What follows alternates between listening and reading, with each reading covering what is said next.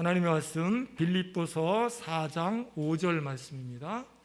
빌립보서 4장 5절, 신약성경 322쪽입니다.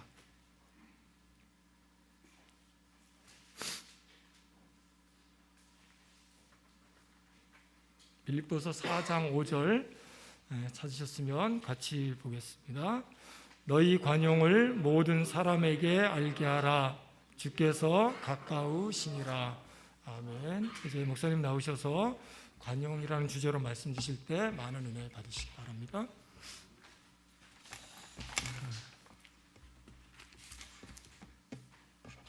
과거에 우리나라 시대를 칠면조 세대라는 이런 표현을 쓴 적이 있었어요. 칠면조의 동물의 특징을 여러분들 잘 아실 수도 있겠지만 어떤 특징이 있냐면, 칠면조 중에 한 마리가 조그만한 상처만 입으면 다른 모든 칠면조들이 같이 달려들어가서 피가 나고 쓰러질 때까지 계속해서 다른 칠면조들이 상처받은 그 칠면조를 쪼아대고 공격하는 습성들이 있다라고 이야기를 해요. 그래서 오늘날 우리가 살고 있는 한국 시대를 칠면조 세대라고 이렇게 표현하기도 했어요. 상대방의 조그마한 실수를 용납하지 않고 달려들어서 때로는 망신도 주고 때로는 인격 모독을 주고 서로를 비판하고 물어뜯는, 상대방이 쓰러질 때까지 혹은 넘어질 때까지 혹은 상대방이 두 손 두 발 다 들 때까지 계속해서 조그마한 실수도 용납하지 아니하고 쪼아대고 공격하는 어떠한 오늘날에 살아가고 있는 사람들의 모습들을 좀 비판하고 경각심을 주는 단어예요. 오늘날도 여전히 인터넷이나 뉴스를 보면 정치인들, 연예인들, 운동선수 등 모든 사람들이 조금이라도 뭔가 실수라고도 하면 온갖 인격 모독과 그의 가족들까지 포함해서 욕설로 댓글을 많이 다는 어떠한 그런 일들이 여전히 우리들 가운데 일어나고 있음을 보게 돼요.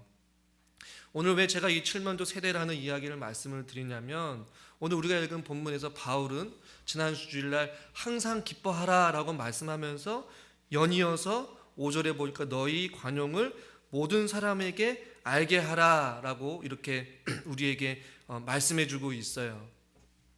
이 관용이라는 단어가 해석하기는 굉장히 어렵습니다. 왜냐하면 이 관용이라는 이 헬라어 단어가 한마디로 좀 정의하기에는 쉽지는 않은 단어예요.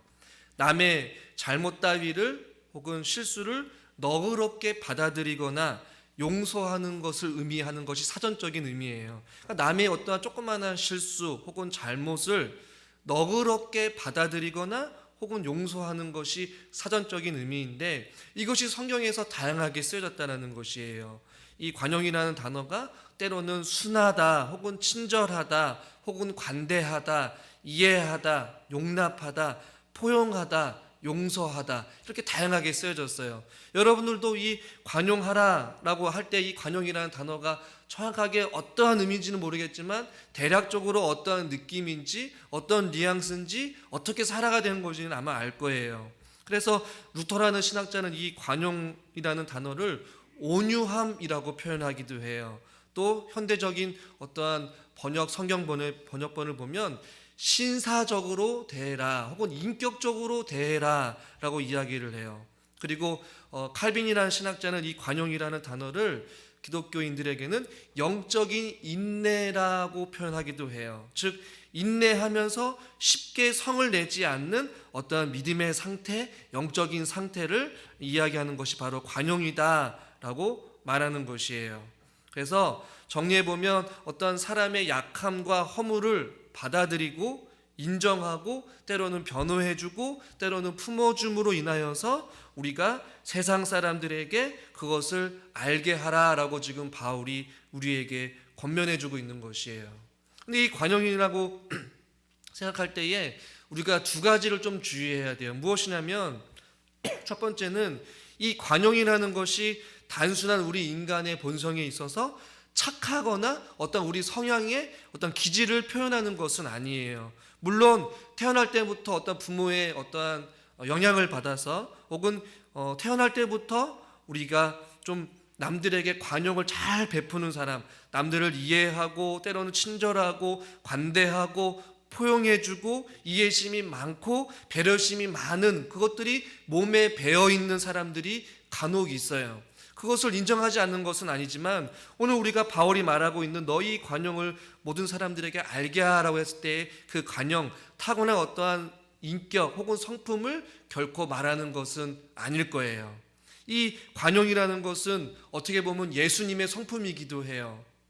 예수님께서는 말씀하시기를 나는 마음이 온유하고 겸손하니 라고 말하면서 자기 자신 스스로가 예수님은 마음이 온유하다 혹은 관대하다 혹은 관용하다, 자기는 겸손하다라는 표현을 썼어요. 즉 바울이 말하고 있는 너희 관용이라는 것은 예수님으로부터 물려받은 어떠한 성령으로 인한 성령의 열매 혹은 예수님의 마음을 품은 자들이 품을 수 있는 마음 혹은 성품이 바로 관용이라는 것이에요. 그래서 이 관용이라는 것은 믿지 않는 자들이 결코 따라할 수 없는 관용을 지금 바울은 우리에게 말씀해주고 있는 것이에요.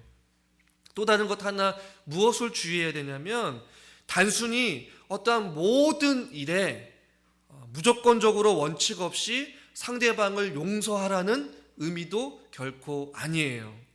즉 사회에서뿐만이 아니라 우리 교회 안에서도 다 좋은 게 좋은 것이고 은혜로 해야 되고 사랑이라고 이야기하면서 덮어주고 품어주고 그것을 그냥 잘못을 덮어두는 어떤 그런 것이 결코 아니라는 것이에요. 즉 하나님의 말씀에 근거하고 교회의 원칙과 총회의 법과 노예의 법과 진리를 적용하는 범위 내에서 우리 자기 자신을 권리를 절제하고 그 범위 내에서 자기 상대방을 배려하고 이해해주고 또 용서해주고 관용을 베푸는 어떤 이런 것들의 질서의 하나님을 오늘 바울은 우리에게 말씀해주고 있는 것이에요. 그래서 너희 모든 관용을 모든 사람들에게 알게 하라라고 했을 때에 어떤 착한 기질이나 성품도 아니고 무조건적으로 그냥 원칙 없이 어떤 기준 없이 그냥 관용을 베풀라는 말하는 것은 결코 아니라는 것이에요.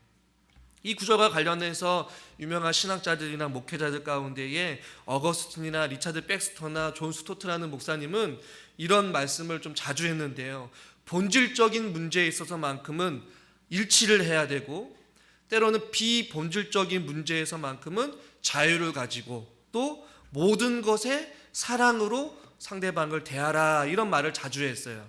그러니까 본질적인 것은 뭐예요? 진리의 문제만큼 말씀의 문제만큼 어떤 신앙에 절대적으로 타협할 수 없는 문제만큼에서는 하나의 일치를 가져야 되는 게 중요한 것이고 비본질적인 것, 믿음 생활하면서 신앙 생활에 있어서 어떤 사람들의 관계에 있어서의 비본질적인 어떤 교회의 문제들은 좀 자유롭게 문제를 해결하고 이 모든 것, 진리적인 것이든 비본질적인 것이든 간에 모든 것에 사랑을 더해서 상대방을 대하라라고 말씀하고 있는 것이에요. 근데 어떤 이러한 원칙과 기준이 없이 상대방을 대하다 보니까 서로가 마치 칠면조 세대처럼 서로의 약점이 조금이라도 나오면 서로가 물어뜯고 그 사람이 시험 들고 넘어지고 인정할 때까지 계속해서 득달같이 달려들어서 상대방의 허물을 물어뜯는 것이 우리 안에 사회에서나 가정에서나 교회 안에서 비일비재하듯이 계속해서 그런 일들이 일어나고 마는 것이에요.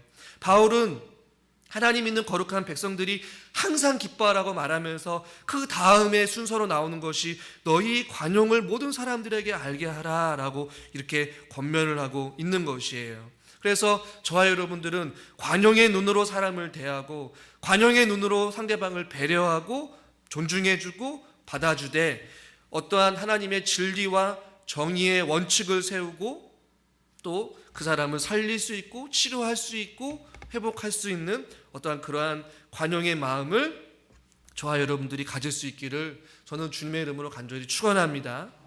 그런데 이것이 참 쉽지는 않은 것 같아요. 바울도 이것을 명령형으로 써줬어요. 관용을 모든 사람에게 알게 하라라고 말씀하고 있거든요. 알게 해줬으면 좋겠다 어떤 청유형도 아니고 알게 하라라고 명령하고 있어요. 즉 반대로 이야기하면 관용을 모든 사람들에게 알게 하는 그런 모습들이 쉽지는 않고 또 빌립보 성도들도 그렇게 살아가고 있지 못하기 때문에 바울은 그것을 재차 강조하고 말씀으로 권면하고 있는 것이에요. 이 구절과 관련해서 제가 개인적으로 좋아하는 마틴 로이드 존스 목사님이 있는데, 그 목사님은 이 구절을 이야기하면서 이런 이야기를 했어요. 자기 자신도 항상 기뻐하라는 것이 관용의 마음으로 사람을 대하는 것보다 항상 기뻐하는 것이 훨씬 더 쉽다라는 표현을 썼어요. 즉 그 말은 무엇이냐면, 관용의 마음을 가지고 상대방을 대하는 것이 그만큼 본인에게도 어렵다라는 것이에요. 여러분, 항상 기뻐하는 것도 쉽지는 않잖아요. 매 순간순간마다 우리가 항상 기뻐하라고 하지만 그럴 수 없는 것이 우리의 연약한 모습이에요. 그러나 더 어려운 것은 바로 상대방에게 관용의 마음을 가지고 대하는 것이 결코 쉽지는 않다라는 것이에요. 말처럼 쉽지가 않아요. 왜냐하면 오늘날 우리가 살고 있는 어떤 삶의 영역 가운데 현장을 찾아보면 관용의 삶을 살기가 결코 쉽지 않은 삶인 것 같아요. 관용을 찾아보기도 쉽지도 아니하고, 관용은커녕 오히려 보복을 하고 더 공격하고 더 상대방을 오히려 인격 모독을 하게 되는 어떠한 그런 세상에 살고 있는 저와 여러분들이기 때문에 이 관용을 모든 사람들에게 알게 한다는 것이 결코 쉽지는 않다라는 것이에요. 말씀을 준비하며 다니엘 섰던 저 자신 스스로도 항상 기뻐하라는 이 말씀도 쉽지는 않지만, 이 관용을 베푸는 것조차도 저에게도 결코 쉬운 일은 아닌 것 같아요. 그렇다면 왜 이 관용이 어려운 것일까? 정말로 유명한 그 로이드 존슨 목사님도 이 항상 기뻐하라는 것이 관용을 마음을 대하는 것보다 더 쉽다라고 말씀했던 이유가 무엇일까? 한 주간 동안 말씀을 묵상해 보면서 제가 내린 결론은 이것이었어요. 관용이 왜 어려운 것이냐? 내 마음 가운데 철저하게 자기중심적이고 이기적인 마음이 있기 때문에 그래요. 그리고 교만한 마음, 내가 상대방보다 낫지 못한 게 무엇이 있느냐, 자존심이 상하기 때문에 그래요. 그리고 뭔가 내가 손해보는 것 같아요. 그렇기 때문에 내가 관용을 베푸는 것이 어렵다라는 결론을 이르게 되었어요. 하고 싶은 말을 하지 못하고 꾹꾹 참고 누르면 여러분 어때요? 우라통이 터지거나 막 스트레스를 받거나 내 병에 내가 못 살아요. 하고 싶은 말은 어떻게 해서든지 해야지만이 직성이 풀려요. 여러분 그러지 않습니까? 때로는 자기 자신을 보호하려고 자기 주장이 옳다라고 끝까지 상대방이 인정할 때까지 계속 공격을 하는 거예요. 지극히 자기중심적인 사고, 이기적인 마음, 교만한 마음, 손해보고 싶지 않은 마음, 자존심이 상하기 때문에 결코 상대방을 향한 이런 어떤 관용의 마음과 관용의 자세로 상대방을 대하지 않는 것이 혹은 저의 모습이고 앉아있는 우리 성도님들의 모습이 아닐까 한번 생각해 보게 됩니다. 그러나 바울은 오늘날 우리에게도 여전히 관용을 모든 사람들에게 보이라라고 말씀하고 있어요. 왜냐하면 오늘날 이 칠면조 세대라는 표현과 같이 혹은 여전히 우리에게 관용이 부족하고 찾아볼 수 없는 이 시대 가운데에 그리스도인들로서 우리가 마땅히 삶 가운데 보여줘야 될 삶이 관용의 삶이기 때문에 여전히 우리에게 이 말씀은 우리에게 중요한 말씀으로 다가온다라는 것이에요. 그다음에 이 관용의 대상이 여러분 누구이냐? 다시 한번 우리가 읽은 본문 5절 말씀을 같이 한번 읽어보도록 하겠습니다. 5절 너희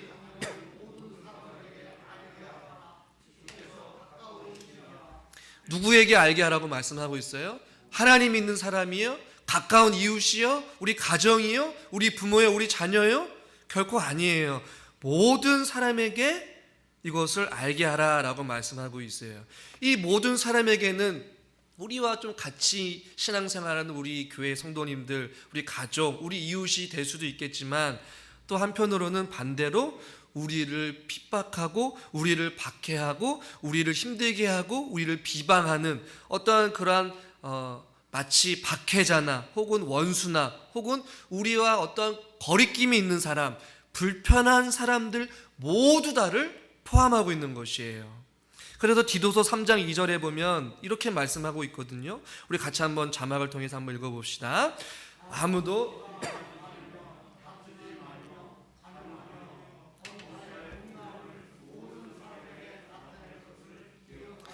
아무도 비방하지 말고 다투지 말며 관용하며 아무에게도 이렇게 하지 말라라고 말씀하고 있어요. 그리고 모든 사람에게 나타날 것을 기억하게 하라.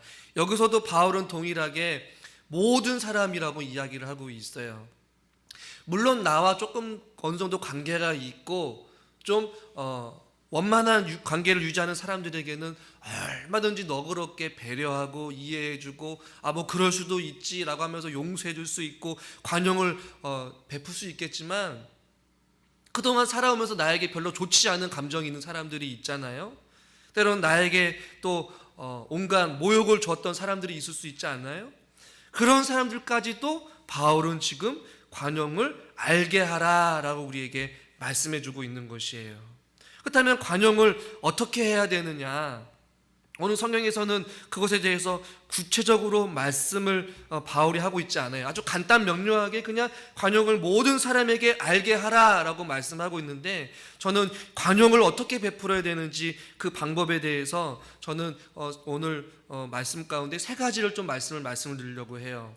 첫 번째는 무엇이냐면, 이 관용을 내가 모든 사람에게 베풀기 위해서는 첫 번째로 기억해야 될 것은 바로 나 자신이 받은 관용을 잊지 말아야 된다는 얘기예요. 그것은 무슨 말이냐면, 우리들도 예수 그리스도로부터 혹은 하나님으로부터 도저히 용서받을 수 없는 죄악을 용서받았고, 하나님께서 저와 여러분들을 용서해 주신 줄 믿으시길 바랍니다. 수도 없이 주님 앞에 불순종하고 하나님을 떠나 살아가고 세상을 더 사랑해도 끝까지 우리를 사랑해 주시고 인내하시고 용서해 주시고 배려해 주시고 기다려 주시고, 아멘 좀 해보세요. 우리를 기다려 주시잖아요. 우리를 품어 주시잖아요. 우리를 용서해 주시잖아요. 우리를 이해해 주시잖아요. 그것을 우리가 예수 그리스도로부터 도저히 용서할 수 없는 우리의 삶을 우리 예수님께서는 다 받아주시고 지금도 우리를 기다려주시고 인내하시면서 우리에게 이 관용을 알게 하여 주셨어요. 1만 달란트 빚진 자 비유를 여러분 잘 아시잖아요. 저와 여러분들은 도저히 갚을 수 없는 그 하나님의 관용의 은혜를, 용서의 은혜를, 이 포용의 은혜를 저와 여러분들이 받았다라는 것이에요. 하물며 우리에게 조금이라도 연약한 어떤 말의 실수를 하거나 어떤 우리를 비방한다거나 우리를 욕한다거나 우리를 어떻게 보면 좀 공격을 한다거나 어떠한 모욕감을 준다 할지라도 우리가 받은 용서를 생각한다면 그 상대방을 향한 용서는 하지 못할 용서가 아마 없지 않을까 생각하게 돼요. 때로는 우리들 삶 가운데 다 좋은 사람만 있겠어요?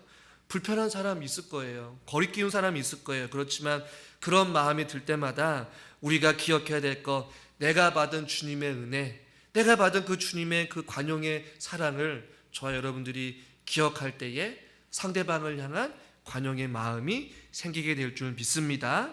두 번째로는 첫 번째와 일맥상통한 의미인데, 주님의 삶 혹은 예수님의 삶을 본받으라라는 얘기예요.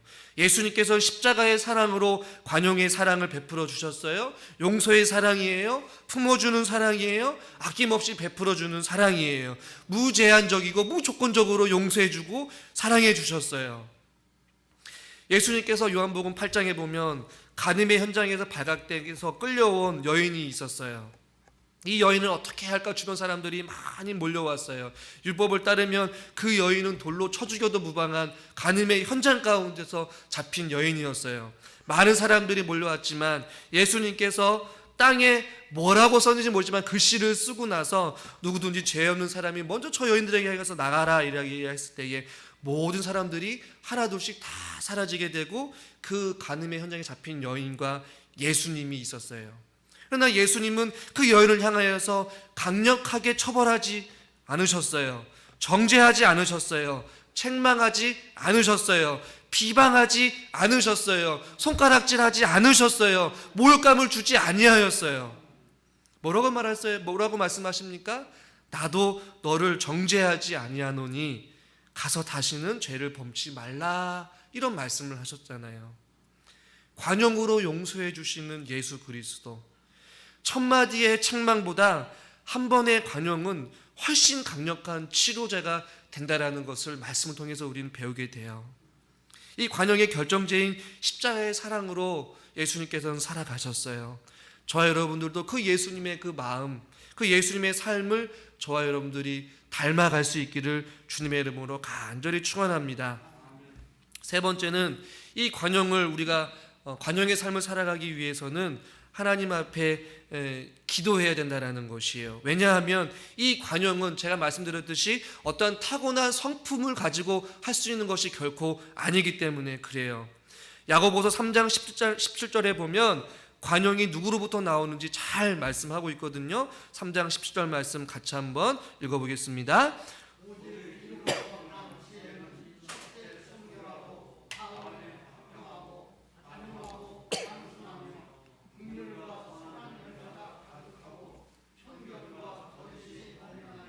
거의 유사한 말씀이죠. 오직 위로부터 난 지혜는 첫째 성결하고 화평하고 관용하고, 할렐루야, 양순하며 긍휼과 선한 열매가 가득하고 편견과 거짓이 없나니. 이것이 어디로부터 나온다는 얘기예요?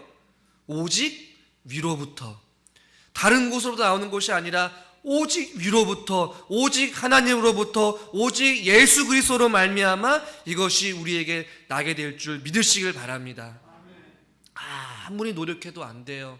부모님으로부터 혹은 우리의 타고난 어떤 성품에 의해서 결코 이루어질 수 있는 일이 아니라는 것이에요. 이것은 오직 위로부터, 오직 주님께서 주신 능력과 성령의 열매로 말미암아 이것이 가능하다는 것을 성경은 우리에게 분명하게 말씀해 주고 있다는 것이에요. 바울은 계속해서 빌립보서에서 말씀하고 있잖아요. 누구의 마음을 품으라? 예수 그리스도의 마음을 품으라 라고 말씀하고 있는 것이에요.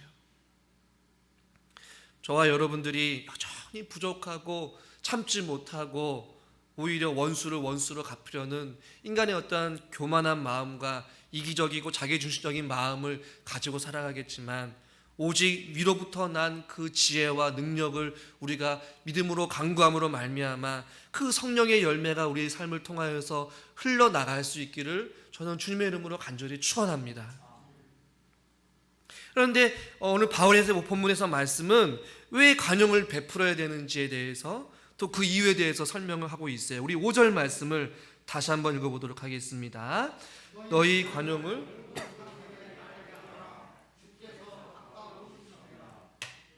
관용을 모든 사람들에게 알게 해야 하는 이유는 바로 주께서 가까우시니라 라고 말씀하고 있어요. 주께서 가까이 계시기 때문에 그래요. 이 주께서 가까우시나 라는 단어를 두 가지로 조금 우리가 생각해 볼 수가 있는데, 첫 번째로는 여러분들 잘 아시다시피 실질적으로 주님의 날, 주님의 재림의 날이 가까워졌기 때문에 너희들은 모든 사람에게 관용을 알게 하라라고 말씀하고 있는 거예요. 즉 주님께서 언제 오시더라도 재림하신 날을, 그 날을 알게 된다라고 한다면 바로 세상의 많은 일에 대해서 우리가 너그럽게 볼 수 있기 때문에 그렇다는 것이에요. 어차피 우리가 주님 오실 그날이 있는데 이 조그마한 사소한 일들로 인하여서 상대방에게 관용을 알지 못하게 하고 조금만 건드려도 어떤 닭달같이 달려붙어서 그 사람에게 싸우고 공격하는 어떤 그런 마음이 아니라, 주님께서 오실 날이 멀지 않았기 때문에 세상의 많은 일들은 지극히 사소한 일에 불과하기 때문에 그 상대방의 어떠한 마음과 어떠한 사건과 어떠한 상처되는 그 말들을 너그럽게 포용할 수 있는 마음이 생길 수 있다라는 의미를 가지고 있어요. 또 다른 것 하나는 주님께서 오실 날이 가까웠다는 얘기는 뭐예요? 주님께서 이 땅 가운데 오시면 무엇을 하십니까? 하나님께서 심판하시잖아요. 하나님을 믿는 거룩한 백성과 하나님을 믿지 않는 불신자들을 하나님께서 심판하시는데, 결국에는 심판자가 내가 아니라 바로 주님이시기 때문에 상대방이 나한테 어떠한 잘못을 하거나 실수를 할 때에도 주님이 다시 오시면 그것에 대해서 반드시 책임을 물으실 것이기 때문에 그 상대방을 향하여서 우리가 어떻게 정죄하거나 예수님처럼 판단하거나 정죄하는 것이 아니라 그 상대방을 향하여서 예수님께서 그 가늠한 현장의 여인에게 말한 것과 같이 나도 너를 정죄하지 아니하겠다라고 말했던 그런 어떤 관용의 마음을 우리가 얼마든지 베풀 수 있다라는 것이에요. 이것이 첫 번째 이유라면, 두 번째 이유는 주님 오실 날이 가까운 것뿐만이 아니라 이 구절을 또 다른 어떻게 번역을 할 수 있냐면, 실질적으로 우리들의 삶 가운데 주님이 가까이 계시기 때문에, 우리들은 그 주님이 가까이 계시기 때문에 우리는 상대방을 향하여서 관용을 알게 할 수 있다라는 것이에요. 이것을 어떻게 다시 설명을 드리면, 어떠한 삶의 현장 가운데 도저히 참을 수 없고 억울하기도 하고 자존심도 상한 경우가 있어요. 그러나 주님이 가까이 계시기 때문에 주님이 우리에게 그런 마음을 부어주시기도 하고, 또 상대방을 향한 관용의 마음을 주시기도 하고, 하나님께서 도움이 되어주시고, 그것을 이길 수 있도록, 그것을 이해할 수 있도록, 그것을 용서할 수 있도록, 그것을 품어줄 수 있도록, 그것을 포용할 수 있도록 하나님께서, 주께서 가까이 계셔서 우리들의 삶을 다스려 주시고 우리의 마음을 붙잡아 주시는 그런 하나님의 은혜를 경험할 수 있기 때문에 너희는 모든 사람에게 관용을 알게 하라라고 번역을 할 수 있는 것이에요. 여러분, 도저히 용서할 수 없고 도저히 그 사람과 함께 할 수 없는 사람이 있을 때에 주님이 함께 하시고 주님이 가까이 계신다라고 한다면, 그런 사람 가운데 상대방을 용서하려고 마음을 먹고 이해하려고 하고 끝까지 내 어떤 자기 권리와 자기 주장을 내려놓고 주님의 마음으로 그 상대방을 대할 때에 하나님의 더 놀라운 위로하심과 하나님의 사랑을 가장 가까이에서 경험하게 되는 순간이 오게 될 거예요. 하나님이 붙들어 주시고 그 상대방을 이해하는 마음뿐만이 아니라 그만큼 나를 사랑해 주시는 하나님의 말할 수 없는 은혜를 경험하게 된다는 것이에요. 때문에 여러분, 저와 여러분들이 관용을 베푸는 삶을 주저하지 마시길 바랍니다. 왜냐하면 주님이 우리와 가까이 계시기 때문에 그래요. 주님께서 그 관용을 할 수 있는 능력과 은혜를 부어주실 것이고, 더 큰 하나님의 사랑과 용서의 은혜를 우리들이 경험할 수 있기 때문에 바울은 너희 모든 사람들에게 관용을 알게 하라라고 우리에게 권면해 주고 있습니다. 사랑하는 우리 북춘천교회 성도 여러분, 저희 교회 안에도 저에게도 마찬가지고 어떤 이러한 관용의 마음이 참 많이 부족한 것 같아요. 저와 여러분들이 이 말씀을 기억하고 우리들이 깨달은 바대로 우리가 주님 오실 날이 가까웠고 주님의 우리와 가까이 계시기 때문에 저와 여러분들이 그 주님의 마음을 가지고 우리들도 주님께서 우리에게 그런 용서와 긍휼과 사랑의 은혜를 베풀어 주신 것처럼 우리 모두가 서로 이렇게 관용을 알게 하는 믿음의 삶을 살아갈 수 있기를 주님의 이름으로 간절히 축원합니다. 기도하겠습니다. 하나님 아버지, 너희 관용을 모든 사람들에게 알게 하라. 주께서 가까우시라 라고 말씀하신 것과 같이 하나님, 우리가 모든 사람들에게 주의 관용을 알게 할 수 있는 삶을 살아가게 하여 주시옵소서. 예수 그리스도의 이름으로 기도드리옵나이다. 아멘. 찬송가 348장 찬양하시면서 준비하신 예물 이 시간 갖도록 하겠습니다.